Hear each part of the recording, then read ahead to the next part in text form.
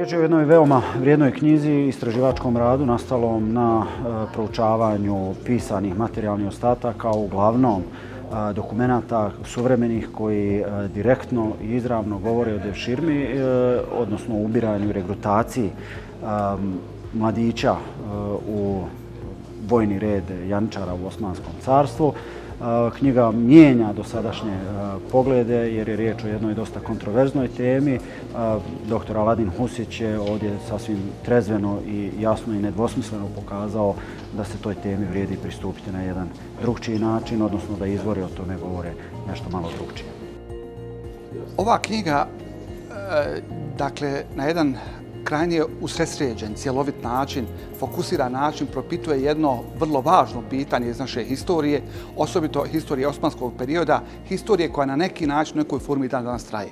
Stoga, naravno, uvažavajući značaj historijskih istraživanja, uvažavajući značaj činjenice da je profesor Aladin osvijetlio jedno prilično zamagljeno područje, smatramo ovu knjigu dragocjenim prilogom razumijevanju ne samo ovog fenomena devširme i regrutacije u osmanskom periodu, nego općenito razumijevanju osmanskog perioda kao prilično zatamljenog i zamagljenog perioda naše historije. Studija doktora Husića čini jedno štivo koje, moram reći, odavno nije zabilježeno u historijskoj nauci, pa ni u historijsko-pravnoj. Naime, radi se o jednom institutu koji je do sad bio predmet različitih vrsta zloupotreba. Dakle, od stavljanja u kontekste neprijateljske države, okupatorske i tako dalje, a u suštini se radilo o jednom sasvim prozaičnom institutu koji svaka država na svijetu primjenjivala, a to je radilo se o institutu regrutacije i na neki način školovanja za potrebe vojske, armije, pa u širem smislu i različitih državnih službi.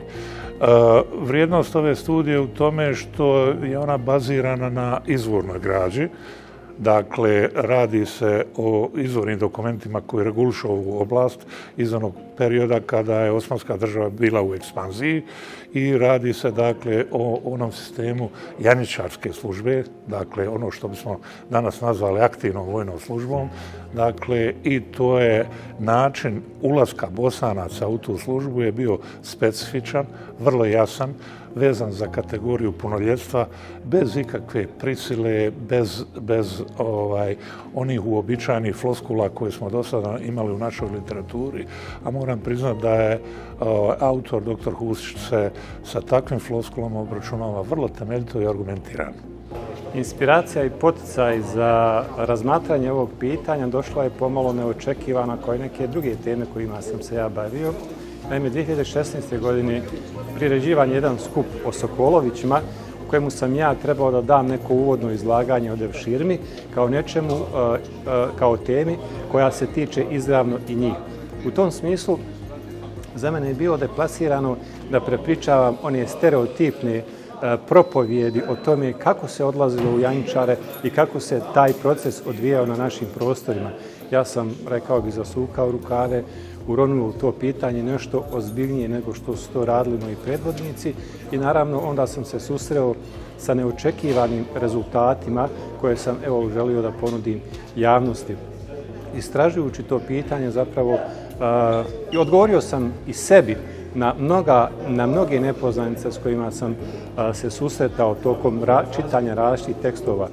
Dakle, jedan drugi poticaj dolazio je upravo iz tih stereotipnih predodžbi o regrutaciji Bosanaca u janjičare i naravno to je bio motiv i još dodatni poticaj i motivacija da ja u to pitanje uđem znatno dublje i ozbiljnije nego što se to radilo u nekim narativima epskog karaktera, mitologiji i tome slično.